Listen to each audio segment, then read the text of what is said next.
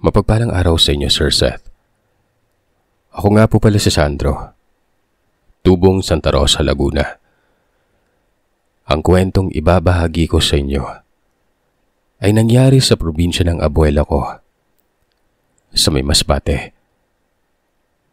Tandang-tanda ko pang mahigit dekada 90 nang mangyari yon. At ng mga panahong ito ay hindi ko pa alam na buntis na palang kapatid ko. Nasawi ang mga magulang naming dalawa ni Ate Fatima sa isang aksidente. Naulila kaming dalawa. Nung malaman ni Lola Trinidad ang nangyari ay ura-uradang kinuha niya kami at dinala sa probinsya nila doon sa Masbate. Pumayag kami ni Ate Fatima dahil sa wala naman kaming ibang mapupuntahan. Isa pa ay nag-aaral pa lamang ako ng sekundarya samantalang ang kapatid ko naman ay nasa kolehiyo. Nung una pa nga ay ayaw pang pumayag ni Ate Fatima gawa ng mapapalayo siya sa kasintahan niyang si Kuya Romnick.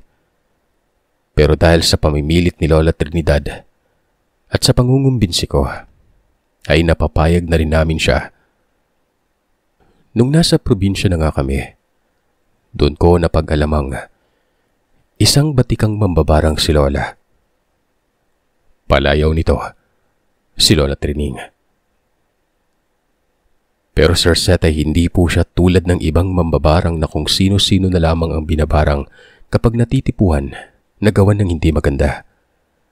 Kahit na wala namang ginagawa sa kanila. Nalaman ko rin kahit na isang batikang mambabarang si Lola Trining ay hindi siya katulad ng isang mambabarang na kinatatakutan o iniiwasan. Pagkos pa nga'y nire-respeto ito at pinupunta ng mga kababaryo. Maging ang ibang mga naninirahan sa karatig lugar para humingi ng tulong sa kanya.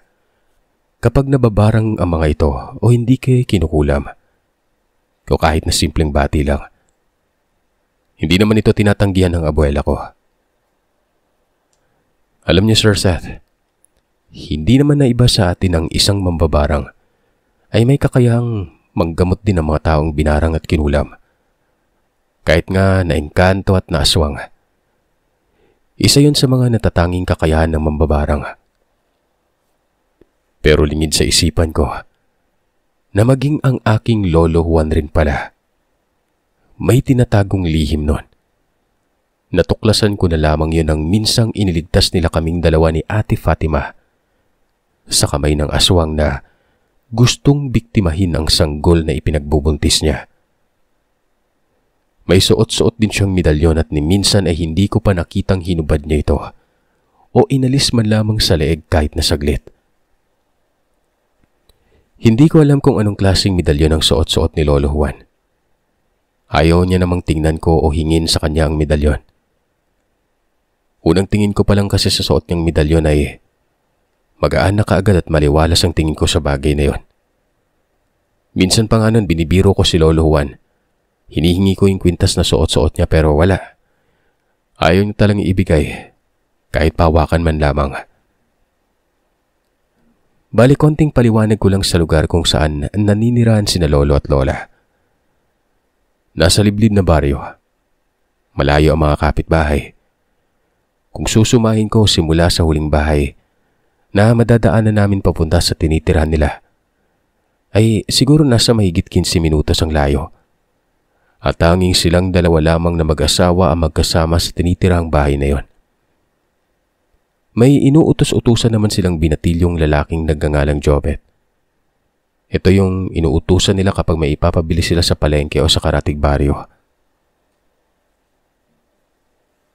Isang araw, inaya ako ng kapatid kong pumunta sa palengke at gusto niyang bumili ng manggang hilaw.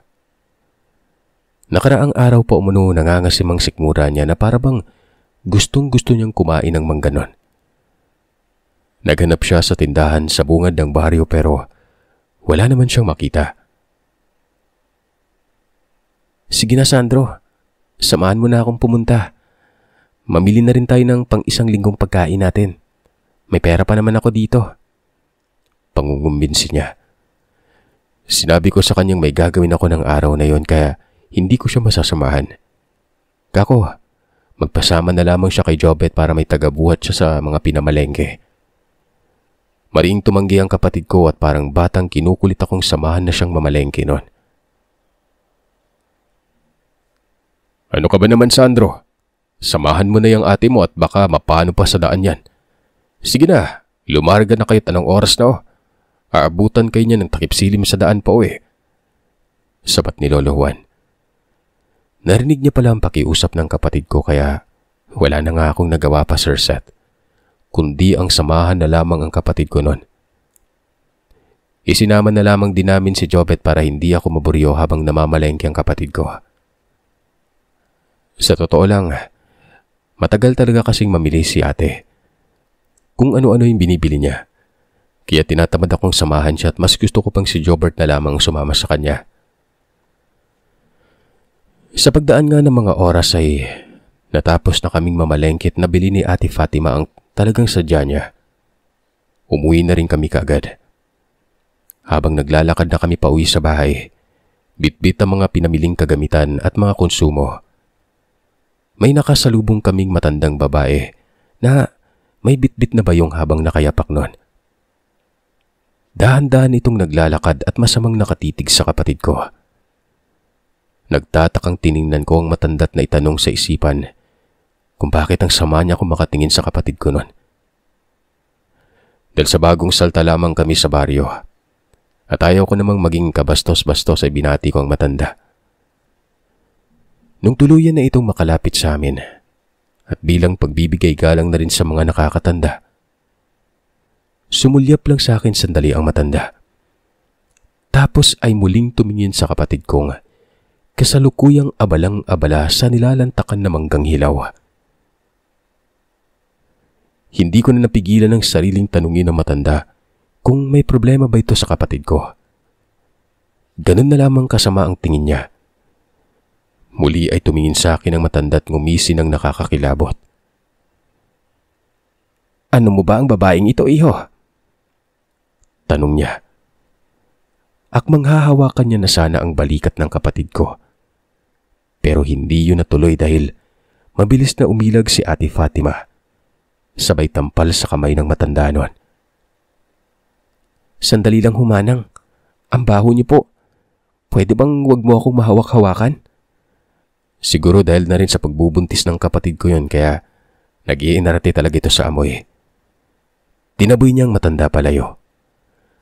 Nagulat naman ako sa ginawang pagtampal ng kapatid ko sa kamay ng matandang yon.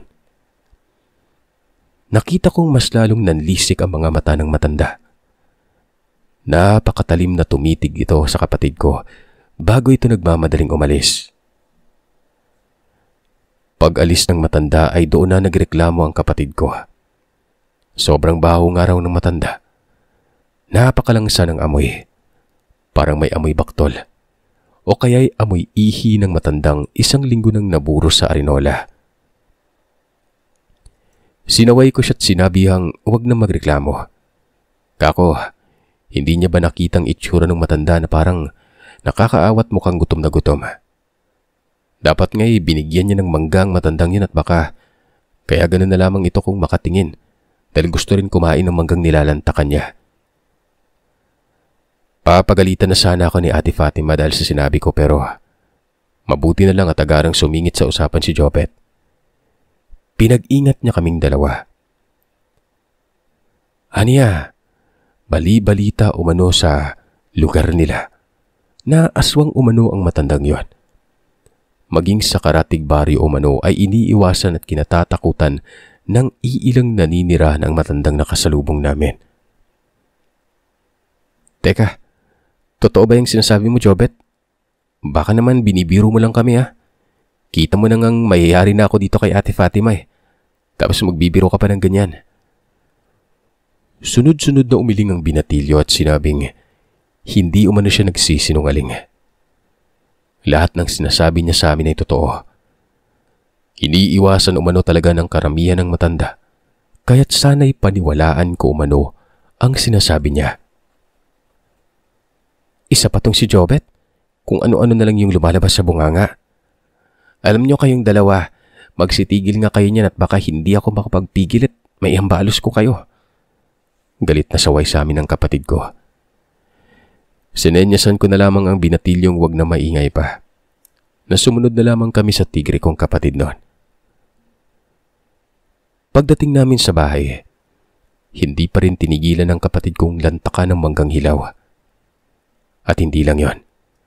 Dahil sa talagang isinawsaw pa ni Ate Fatima sa suka ang napakaasim na manggang yon. Sarap na sarap ito. Nung mapansin ni Lola Trining ang ginawa ni Ate Fatima, nakakunot ang noong kaagad siyang lumapit dito. Walang kagatol-gatol na tinanong ang kapatid ko kung buntis ba ito. Nanlaki ang mga matang tiningnan ko si Ate Fatima matapos marinig ang tanong ni Lola Trining. Parang panandali ang tinakasan ng dugo sa katawan ng ate ko. Nataranta at hindi niya alam ang isasagot noon. Ano Fatima? Magsabi ka sa akin. Buntis ka ba? Sige, di bali na lang. Kung ayaw mong sagutin ang tanong ko, ako na lang ang tutuklas kung nagdadalang tao ka nga ba? Nung hawakan ni Lola Trining ang kamay ni Ate Fatima, para pulsuan ito, mabilis nang tumayo ang kapatid ko't naluluhang inamin ang totoo noon. Sinabi niyang buntis siya at ang ama ng ipinagbubuntis niya ay ang dati niyang kasintahan sa dating lugar na tinitirahan namin noon. Napahawak na lamang si Lola Trining sa dibdib at bahagyang natampal ang noo. Nang nalaman niyang totoo ang kutob niya, ako naman, hindi ko alam kung ano magiging reaksyon ko noon. Kung matutuwa ba ako dahil madadagdagan na kami, o malulungkot gawa ng malayo si Ate Fatima sa kasintahan niya. At higit sa lahat, Sir Seth, nalaman ko mula kay Ate Fatima na alam na pala ng kasintahan niyang buntis siya, pero hinayaan lamang siya nitong umalis. Ni hindi man lamang umano gumawa ng paraan ng nobyo niya. Nang mga sandaling yon ay tuluyan ng umiyak ang kapatid ko. Habang isinisiwalat ang tungkol sa karelasyon niya bago kami umalis sa lugar na kinalakihan. Sinabi niya pang malabo nang magiging maayos pa uli ang relasyon nilang dalawa. Dahil ang gusto nga raw ng kasintahan niya ay ipalaglag niya ang dinadalang sanggol. Ba't wala naman palang kargada yung lalaki niya na? Bubuntis-buntisin ka tapos pababayaan ka lang. Humanda sa akin yung taong yan. Pipirutin ko yung ano niyan para madala. Wika ni Lola Trining noon. Nung malaman ni Lolo Juan ang pagbubuntis ng kapatid ko, nagalit naman siya kay Ate Fatima. Pero kalaunan, natanggap niya na rin ang nangyari sa kapatid ko. Ano bang magagawa natin nandyan na yan? Nangyari na ang nangyari. Hindi naman kagustuhan ng apo natin na mangyari sa kanya yan. Tanggapin na lang natin at huwag bigyan ng kahit na anong problema si Fatima para hindi mapanay ang ipinagbubuntis niya. May lungkot ang mga mata nang sabihin niyo ni Lolo. Kitang-kita ko yon nang tingnan ko si Lolo Juan. Si Lola Trining naman ay tinitigan na makahulugan ng abuelo ko. Tapos ay lumabas sila ng bahay ni Lolo Juan at may importante umano silang pag-uusapan. Nang araw ngang yon ay binalaan at pinayuhan ni Lola Trining ang kapatid kong huwag nang lumabas ng bahay kapag magtatakip silim na. Huwag ding mag-iwan ng mga sinampay nito na damit sa labas ng bahay kapag gabi na. Naaamoy umano ng mga aswang at iba pa mga masasamang elemento ang hinayhay na damit ng buntis nun. Kaya may mga pagkakataong sumasama ang pakiramdam ng buntis. At ang pinaka nakakatakot sa lahat, hinding-hindi nalulubayan pa ng nilalang ang buntis na namarkahan niya nang dahil lamang sa hinayhay na kasuotang yon. Bago rin magtakip silim may palagi akong inuutusan ni Lola Trining na magsunog ng goma o kaya naman bunot ng niyog. Nakakapagtaboy daw kasi yun ng mga masasamang elemento, lalong-lalo na sa mga aswang. Todo bantay na rin si Lola Trining kay Ate Fatima tuwing sasapit ang gabi gawa ng nakakaramdam kami ng mga apag at tungal ng hayop. At kung minsan ay huni ng ibon sa hindi kalayuan, sa mismong likuran ng bahay. Ang isa nga po pala sa mga napapansin ko noon mga kagiliw, tuwing nagsisiga ako ng goma, lumalabas ng bahay si Lolo Juan at pumupunta sa taniman niyang medyo may kalayuan ng bahagya sa bahay Hindi din siya naglalagay ng mga pangontra sa aswang gaya ng mga napapanood ko sa palabas. Na kapag may buntis sa loob ng bahay, ay may mga kung ano-anong pangontra ang inilalagay para hindi makapasok ang aswang na gustong bumiktima sa buntis. Isang gabi noon, kakatapos lang naming kumain at nagkikwentuhan sa sala habang nagpapatunaw ng kinain noon. Nakarinig kami ng malakas na huni ng wakwak sa likuran ng bahay. Bit-bit ang itak ay lumabas ng bahay si Lolo. Umikot yun sa likuran tapos sumisigaw. Hinahamon niyang nilalang na magduelo umano sila para magkaalaman na kung sinong malakas. Hindi yung panay lang ang pagpaparamdam sa bahay namin tuwing magdidilim na. Hindi daw siya natatakot nito kaya magpakita na ito noon. Ang tapang-tapang mo lang kapag sumasapit na yung gabi. Kung gusto mo, magsuntukan pa tayo para patas eh. Matiray matibay. Sigaw ni Lolo.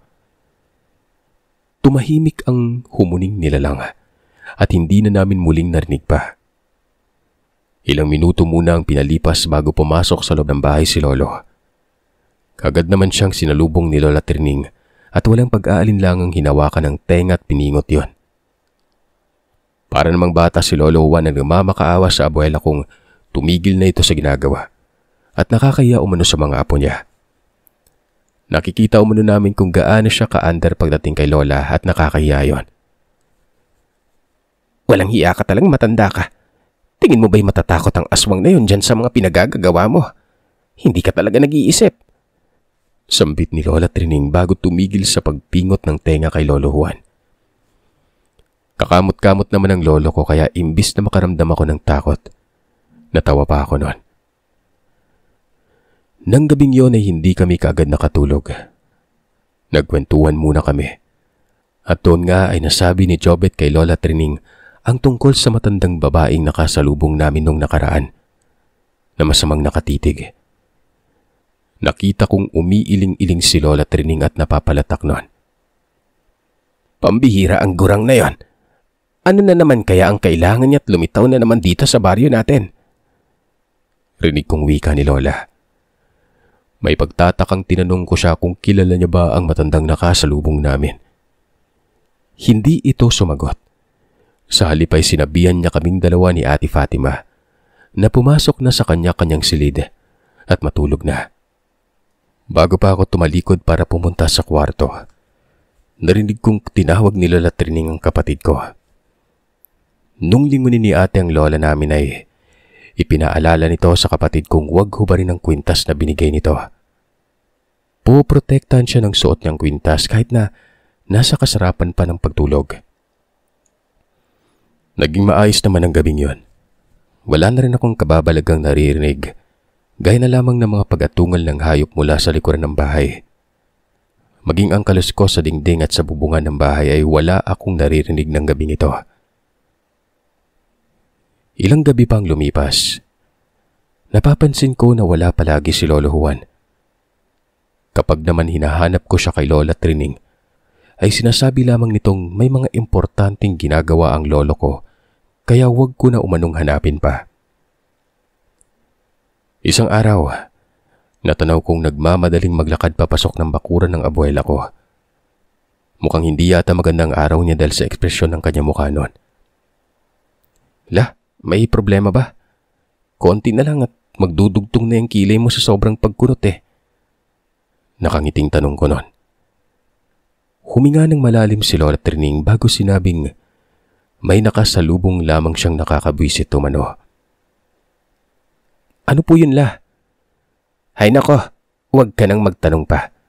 Ang mabuti pa ay ikuha mo na lang ako ng tubig at hinihingal ako. Aniya. At ilang beses lang ay bumuga ng hangin sa bibig niya. Matapos ko siyang abutan ng tubig ay tinanong ako ni Lola kung nasaan ang kapatid ko. Sinabi ko sa kanyang naroroon sa hardin kasama si Jobet, nangunguha ng sitaw. Hapon na, bakit nasa labas pa siya ng bahay? Tawagin mo na yung ate mo at papasukin mo na rito at baka mapaano pa. Kagad na sinunod ko ang utos ni Lola. Nagmadali nang pinuntahan ko sa likuran ng bahay ang kapatid ko at sinabihang pumasok na sa loob noon dahil hapon na nga. Nung akmang babalik na kami sa loob ay saglit akong natigilan. Nakarinig ako ng mahihinang kaluskusan na parabang may nakatapak ng tuyong dahon. Noong nilingon ko ang pinanggalingan ng kaluskusan, ganun na lamang ang takot ko, Sir Seth. Nang makita ko ang matandang babaeng nakasalubong namin noon ni Ate Fatima. Gaya nung una ko itong nakita ay masama na naman ang tinging ipinukol niya sa kapatid ko. Nagtataka pa ako at tinanong sa sarili kung paanong nakarating sa likuran ng bahay ang matanda. Sa pagkakaalam ko kasi, walang ibang lusutan papunta sa likuran ng bahay ni Lola, kundi ang dumaan ka sa harapan ng bahay. Hoy Sandro, anong ginagawa mo dyan? Halika na't tutulungan mo pa akong magluto nitong mga nakuha naming sitaw ni Jobet. Sabi ni Ate Fatima. Sinabi ko sa kanyang nakita ko na naman ang matanda kaya sandali akong huminto sa paglalakad. Tinuro ko ito. Natigilan ako sa pagsasalita matapos ituro kung saan ko nakita ang matanda gawa ng wala na yun sa kinatatayuan. Ilang segundo pa akong nagpalinga-linga para hanapin ang matandang yon pero wala talaga. Hindi ko siya nakita. Noon ngang marinig ko ang pagtawag muli sa akin ni Ate Fatima, ay ikinibit balikat ko na lamang ang lahat at inisip na baka namamalikmata lamang ako. Pagpasok namin sa loob ng bahay, sinalubong ni Lola Trining si ate at tinanong kung ayos lamang ba ito o kung may masama bang dinaramdam. Hindi ba daw sumasakit ang tiyan ni Ate Fatima? Sa paraan ng sunod-sunod na pagtanong ni Lola Trining ay hindi maitago sa mukha niya ang labis na pag-aalala. Malambing namang sumagot si ate sa kanya't sinabing, ayos lamang ito. Walang masakit dito kaya huminahon umano si Lola at huwag masyadong mag-alala. Sumapit na ang takip silim. Tulong-tulong na kaming nagluto ng hapunan. Matapos naming makapaghanda ng pagkain, napansin kong parang hindi mapalagay ang abuelo ko. Parot parito siyang naglalakad at parabang may malalim na iniisip. Nagulat pa siya nang tanungin ko siya kung ayos lamang ba o kung may problema bang iniisip. Ilang minuto ko na kasi itong napapansing hindi mapalagay. Sunod-sunod naman siyang umiling at sinabing wala umano. Tapusin ko na lamang umano ang paghahanda ng pagkain para makapaghapunan na kami. Makaraan ng ilang minuto. Habang kumakain na kami ay nasipat ko ang bote ng langis na nakapatong sa lamisita malapit sa bintana ng sala. Tumatagas ang langis mula sa loob nun. Sandali akong tumigil sa pagkain at tumayo para tingnan ang bote ng langis. Kumpirmado. Nakita kong bumubula ang langis at parang mapuputol na nga ang leeg ng bote sa tindi ng pagkulo ng langis na yon. Naaakalain mong pinakuluan ito. Kaagad kong binuksan ang botelya para matigil na ang pagkulo ng langis. Matapos ko itong buksan na ibigla na lamang akong nakarinig ng mga malalakas na kaluskusan sa paligid nun. Para bang may umaaligid na naman sa labas ng bahay. Nakaramdam ako ng kaba dahil naisip ko na naman ang tungkol sa aswang. Tumingin ako sa pagkainan. Nakita ko si Lolo na sumisenyas tapos ay dahan-dahan lang tumayo. Lumapit sa akin si Lolo at sa mahinang boses ay sinabihan niya akong bantayan ko sina Lola at ang kapatid ko. Lalabas lamang umano siya. Haharapin lamang umano niyang bisita namin. Pipigilan ko pa sana si Lolo pero muli siyang sumenyas at itinapat ang daliri niya sa bibig ko nun. Hayaan mo na ang lolo mo. Siya na yung bahalang humarap dyan sa mga bisita natin. Sabi ni Lola. Pumasok saglit si Lola Trining sa kwarto nito. Pagkatapos ay lumabas din kaagad at sinundan si Lolo Juan sa labas ng bahay. Paglabas niya nga ng bahay ay marahan kong binuksan ang bintana at sumilip nun. Sinaway pa ako ni Ate Fatima at sinabihang isara na ang bintana at baka makita pa ako ni Lolo. Magalit.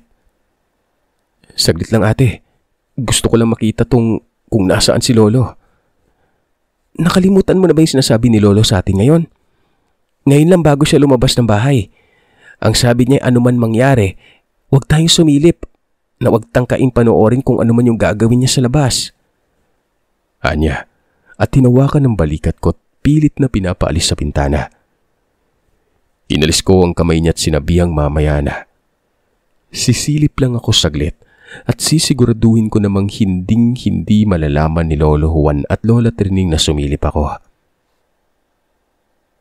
Pinagtirikan ako ng mga mata ni Ate Fatima. Sinabihang huwag pairalin ng katigasan ng ulo. Pero dahil sa kuryosidad ay hindi ko pinakinggan ang kapatid ko. Sa halip, nagpumilit pa rin akong sumilip at hinanap kung nasaan na si Lolo Juan. Ilang sandali pa ay nakita ko na si Lolo. Nasa labas ng bakuran at may kaharap na matandang babae. Hindi ko masyadong makita ang kaharap nito gawa ng hindi yun masyadong tinamaan ng liwanag mula sa pangmagdamagang ilaw namin. Anong ginagawa mo dito?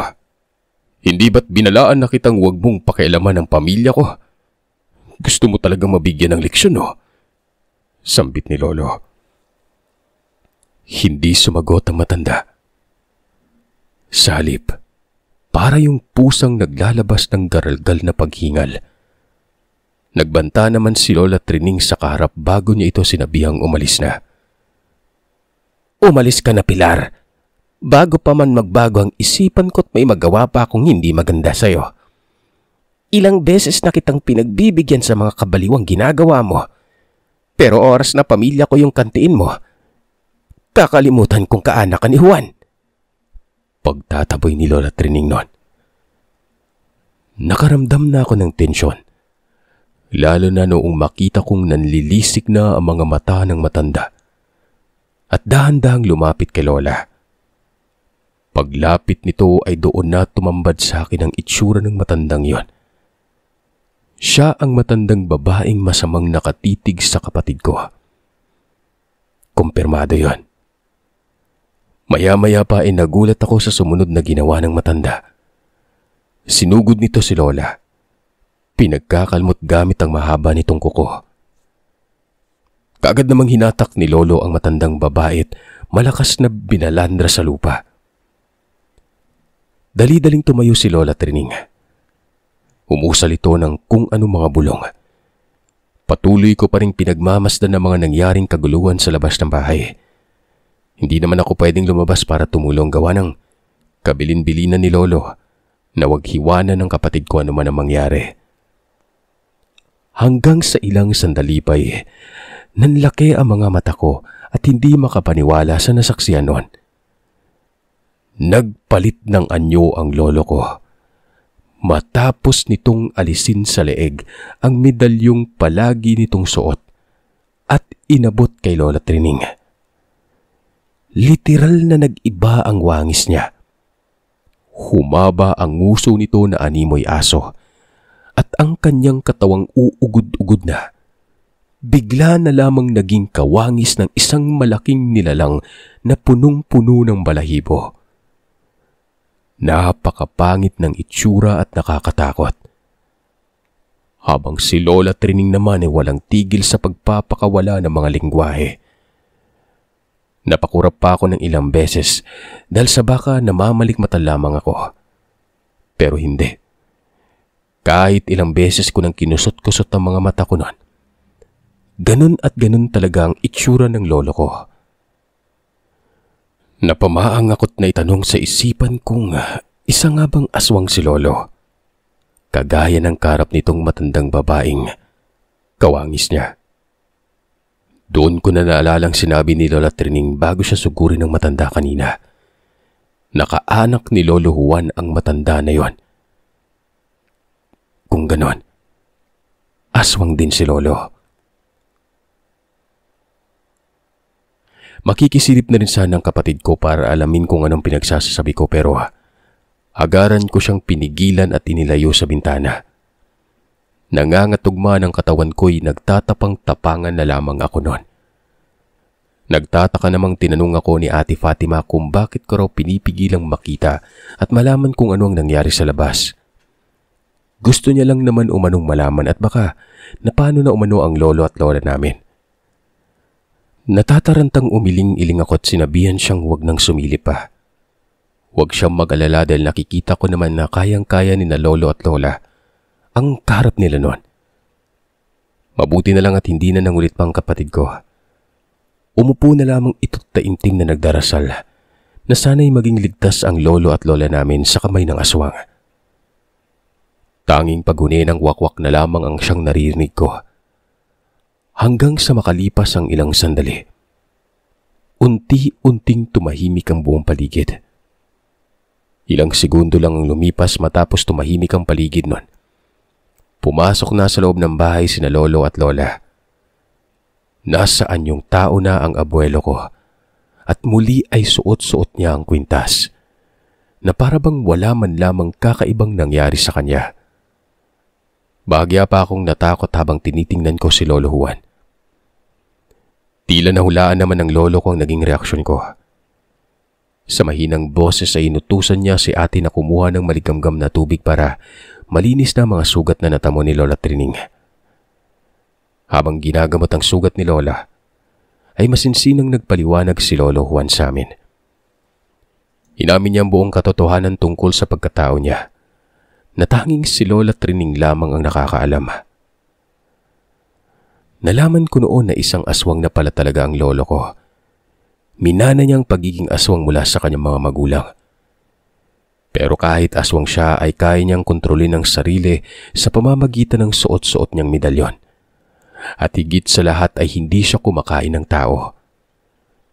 Kaya niya ring makisabay sa mga normal dahil sa pinipigilan at ikinukulong ni Lola ang isa niyang katauhan ng pagiging aswang. Lumalabas lamang umano ang pagiging aswang sa loob ng katawan ni Lolo kapag kinakailangan at kapag nasa panganib ang buhay ng kanyang pamilya. Sinabi pa ni Lolo na alam niyang nakita ko raw kung paano siya nagpalit ng anyo. Sinabi niya rin sa aming huwag kaming mag-alala dahil wala naman siyang gagawing masama sa amin. Lalo na kay Ate Fatima na buntis. Magtiwala lang umano kami sa kanila ni Lola at pinapangako nilang walang mangyaring masama sa amin hanggat nasa poder nila kami. Tungkol naman doon sa nakalaban nila, isa ito sa mga kaanak ni Lolo. Gustong-gusto umano nitong biktimahin si Ate Fatima. Nakaraan niya pa umano ito pinakiusapan na maging si Lola ay pinakiusapan niya rin na matandang yon. Parang walang gulong mangyari. Pero sadyang matigas ang nilalang na ito. Hindi madala sa pakiusap. Kaya ayon, tinuluyan na lamang nilang mag-asawa ang matanda para hindi na pamarisan pa ng iba pang mga kauri nito. Kaya pala palagi ring wala si Lolo Juan tuwing gabi.